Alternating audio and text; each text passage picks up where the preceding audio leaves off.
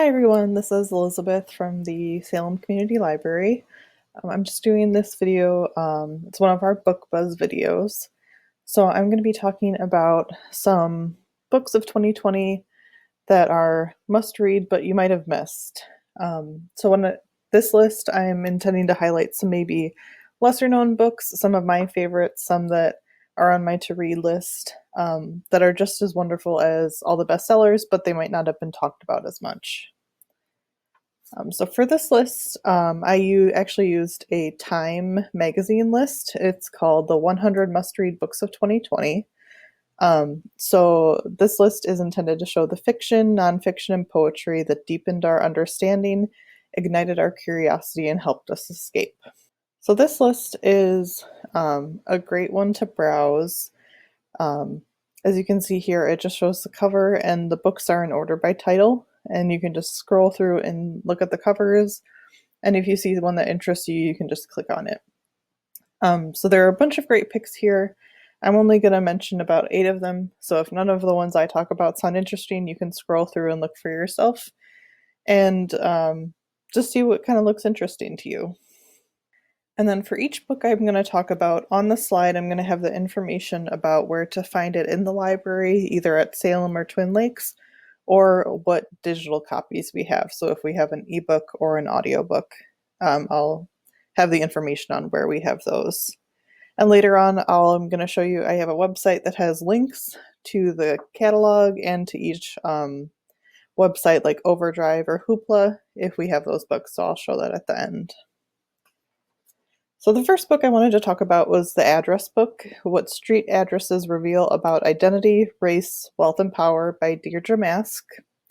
So most people don't think about their addresses or the addresses of others beyond something that will make sure their mail is delivered to them. In the address book, Deirdre Mask aims to explain just what makes having an address or not having one so significant. So throughout the book, Mask explores everything from ancient Roman civilizations to modern-day Calcutta, India, and how people navigate and live in each city. Filled with fascinating people and histories, the address book illuminates the complex and sometimes hidden stories behind street names and their power to name, to hide, to decide who counts, who doesn't, and why. And so the next book is called Crooked Hallelujah by Kelly Jo Ford. So it's 1974 in the Cherokee Nation of Oklahoma, and 15-year-old Justine grows up in a family of tough, complicated, and loyal women, presided over by her mother Lula and Granny.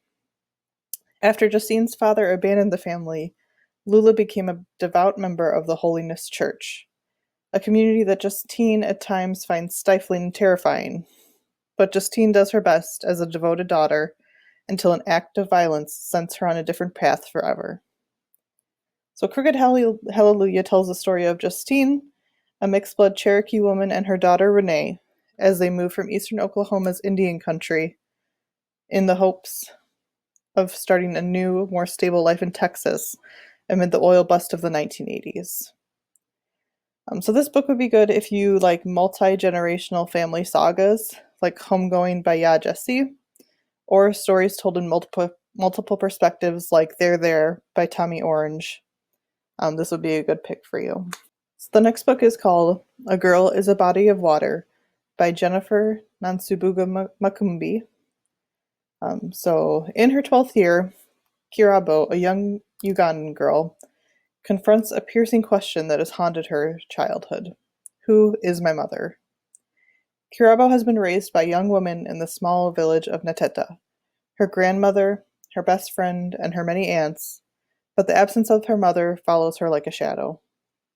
Complicating these feelings of abandonment, as Kirabo comes of age, she feels the emergence of a mysterious second self, a headstrong, confusing force inside of her, at odds with her sweet and obedient nature.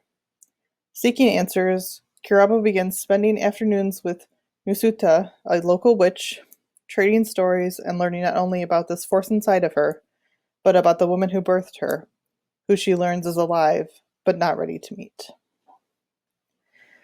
So the next book is Why We Swim by Bonnie Choi. We swim in freezing Arctic waters and piranha-infested rivers to test our limits. We swim for pleasure, for exercise, for healing. But humans, unlike other animals that are drawn to water, are not natural-born swimmers. We must be taught. Our evolutionary ancestors learned for survival. Now, in the 21st century, swimming is one of the most popular activities in the world. Why We Swim is propelled by stories of Olympic champions, a Baghdad swim club that meets in Saddam Hussein's palace pool, a modern-day Japanese samurai swimmers, and even an Icelandic fisherman who improbably survives a wintry 6-hour swim after a shipwreck.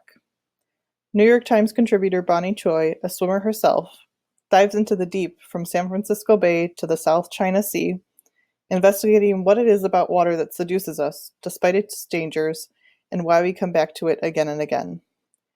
So as a former competitive swimmer myself, this book is pretty high on my to-read list. It's actually kind of a mix of a memoir about Choi's experience with water and swimming, and also a historical and scientific look into why humans keep jumping into the water. So the next book is Earthlings by Sayaka Murata. As a child, Natsuki doesn't fit in with her family. Her parents favor her sister, and her best friend is a plush toy hedgehog named Piet, who talks to her. He tells her that he has come from the planet Popin-Popapia on a special quest to help her save the Earth. One summer, on a vacation with her family and her cousin Yu, in her grandparents' ramshackle wooden house in the mountains of Nagano, Natsuki decides that she must be an alien, which would explain why she can't seem to fit in like everyone else. Later, as a grown woman, living a quiet life with her asexual husband, Natsuki is still pursued by dark shadows from her childhood, and decides to flee the baby factory of society for good, searching for answers about the vast and frightening mysteries of the universe, answers only Natsuki has the power to uncover. I will say, this is definitely not a book for everyone. I have read this book and it is very surreal, it's very engrossing, but it's also very graphic. Murata's previously translated novel, Convenience Store Woman, is probably one of my favorite books. And Earthlings follows somewhat in the same vein, following a main character who is struggling to fit in with what society expects of her. So the next book is We Ride Upon Sticks by Quan Barry. Nearly 3 centuries after their coastal community's witch trials, the women athletes of the 1989 Danvers Falcons hockey team combined individual and collective talents with 1980s iconography to storm their way to the state finals. After a depressing defeat, and thinking about the women who were tried for witchcraft 3 centuries earlier in nearby Salem, Massachusetts, the members pledge allegiance to the devil in exchange for victory. They write their names in a notebook bearing the likeness of Emilio Estevez, and wear a raggedy blue tube sock around their arms to mark their pact to an alternative god. Described as a cross between Heather's and Rosemary's Baby, Barry expertly weaves together the individual and collective progress of this enchanted team as they storm their way through an unforgettable season. So check this one out if you're looking for something funny and nostalgic, and if you enjoy 80s references and books with large casts of characters.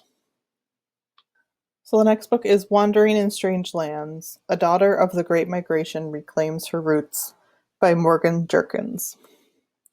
Between 1916 and 1970, 6 million Black Americans left their rural homes in the South for jobs in cities in the North, West, and Midwest in a movement known as the Great Migration.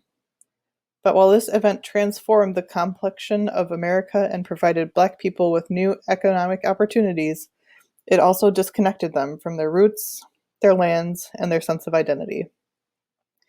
In this fascinating and deeply personal exploration, she recreates her ancestors' journeys across America, following the migratory routes they took from Georgia and South Carolina to Louisiana, Oklahoma, and California. Following in their footsteps, Jerkins seeks to understand not only her own past, but the lineage of an entire group of people who have been displaced, disenfranchised, and disrespected throughout our history. So this is a great pick for fans of genealogy, and also people who are interested in family histories that reveal truths about our history as a country. And the final book is The Only Good Indians by Stephen Graham Jones. 10 years ago, 4 members of the Blackfeet Nation tribe did something that haunts them still. On forbidden lands, the friends hunted and killed a pregnant elk. Novelist Stephen Graham Jones, himself a Blackfeet, has spent decades weaving indigenous American mythology into spellbinding works of horror. He is at his most masterful here as he traces the mystical, gory violence that follows when the spirit of the elk, a mythical creature in the tribe's tradition, takes its revenge. So this is actually another one of my favorites that I've read this year. Jones really writes amazing, almost cinematic horror. You can really feel the eerie sense of something watching you that pervades the story as you follow each of the 4 friends. And so those are just the picks that I had from that list that I wanted to highlight. Feel free to, like I said, check out the list for yourself and give the books a try. If you'd like direct links to the books to check them out, you can head over to the link at the bottom here. It's just tinyurl.com/clbookbuzz. And I have links to the catalog, or if they were available on Overdrive or Hoopla. And thank you for watching.